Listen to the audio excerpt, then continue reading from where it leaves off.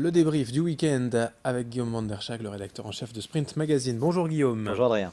On va démarrer avec un petit événement, un bel exploit en volleyball, la victoire du TLM Tourcoing et le retour dans l'élite du volley français. Eh oui, complexe Léo Lagrange à Tourcoing vendredi soir, c'était vraiment une grande et belle soirée, une soirée qui compte, qui restera dans les annales de l'histoire du club parce que sincèrement, devant plus de 2500 personnes, battre de cette manière l'équipe de Rennes, les Bretons qui étaient pourtant invaincus à l'issue des 8 premières journées, on ne voyait pas comment les Rennais pourraient ne pas monter en Ligue A et puis finalement, bien la saison à Lens et les Tourquenois sont montés en régime.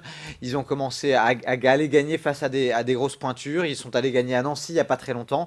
Ils ont fait un seul faux pas sur les 10 dernières journées, c'est dire leur saison assez irrésistible. Et puis du coup en face, l'équipe de Rennes n'a pas réussi à tirer son épingle du jeu vendredi soir.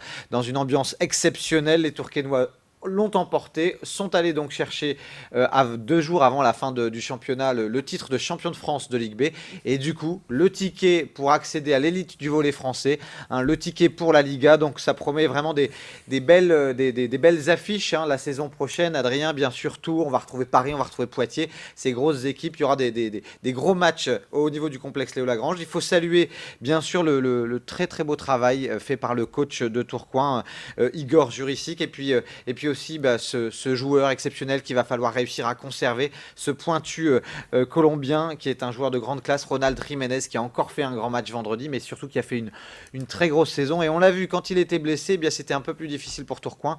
Donc vraiment une belle accession au plus haut niveau du volley français pour Tourcoing. Et d'ailleurs Tourcoing qui a une longue histoire avec le championnat de première division. Donc Tourcoing est à sa place. Maintenant, il faudra confirmer la saison prochaine. Il faudra évidemment se maintenir, on aura l'occasion d'en reparler. On passe au football, d'abord la Ligue 1 avec ce triste match nul du LOSC face à Marseille. Alors, triste surtout pour les quelques 40 000 spectateurs qui étaient au stade Pierre-Mauroy ce week-end parce qu'il y a eu aucun but et puis on a manqué même un petit peu d'occasion. C'était un match assez fermé, assez verrouillé.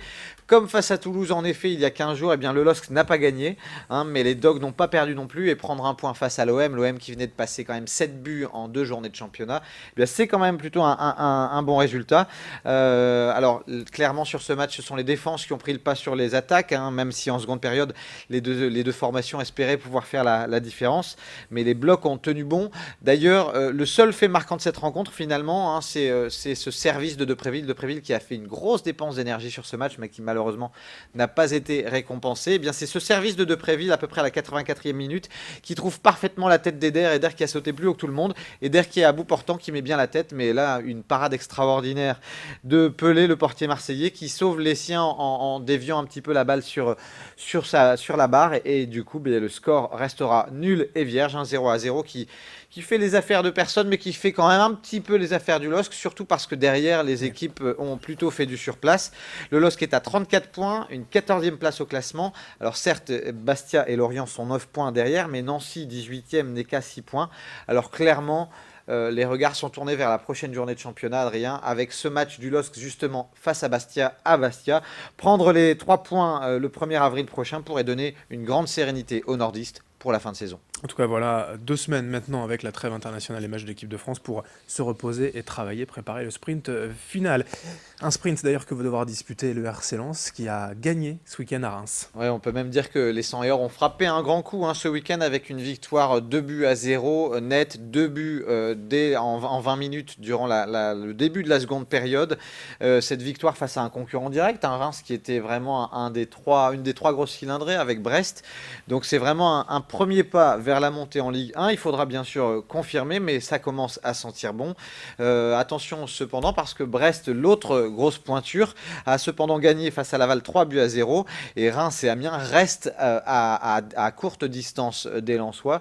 Donc, mais ça commence à sentir bon et c'est Gervais Martel qui doit se frotter les mains. Et puis le prochain match, c'est Lens face à Brest. Du coup, une nouvelle affiche pour confirmer cette remontée. Par contre, Valenciennes, ça va plutôt mal. Ouais, le VFC qui a chuté lourdement. Non seulement c'était à domicile, mais en plus c'était face à Tours, lanterne rouge de Ligue 2 au début du coup d'envoi de cette rencontre. Et à domicile, les Valenciennois ont pris 4-0 sans jamais réussir vraiment à à reprendre un petit peu l'ascendant sur cette rencontre. Alors, dans son malheur, hein, Valenciennes qui a perdu, Valenciennes a de la chance malgré tout parce que derrière, les équipes ont vraiment fait du surplace. Il reste 8 journées pour les Valenciennois pour prendre au moins 7 points. Donc, c'est bien sûr tout ce qu'on leur souhaite. Et puis deux petits mots de résultats de national. Oui, avec alors certes en national, Bologne a perdu 3-0 à Concarneau et donc l'USBCO peut quasiment dire au revoir à la Ligue 2.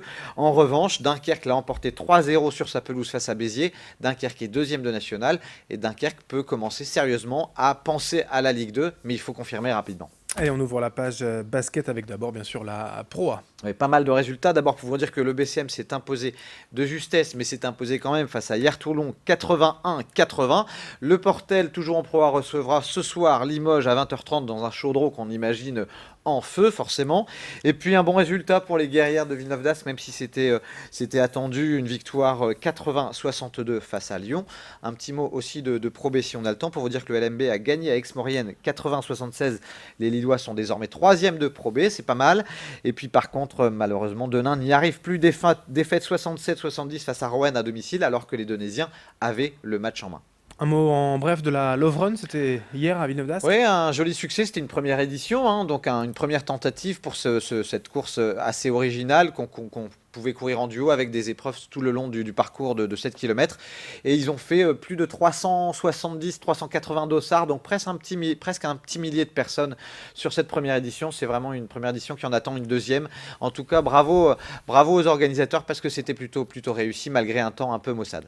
Et puis quelques autres résultats rapidement. Rapidement, handball, pour vous dire qu'en Coupe de France, l'USDK qui souffre en championnat, mais qui est allé gagner à Toulouse 29-28 en Coupe de France et qui du coup va disputer une demi-finale de Coupe de France, ce sera face à Montpellier.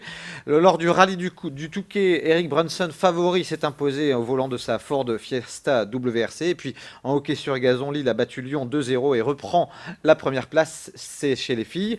Et puis sur le semi-marathon du carnaval, malgré un vent à décorner les bœufs, et bien c'est le Kenyan Cherop qui s'est imposé en 1h03, qui a réussi à braver les éléments et qui a fait une très très jolie course tactiquement. Ouais, 1h03, petite allure tranquille au semi-marathon. Merci Guillaume pour toutes ces infos. Bonne semaine. À vendredi. Bonne semaine à tous et à vendredi. Merci de nous avoir suivis. Dans un instant, l'info continue sur Grand Lille TV.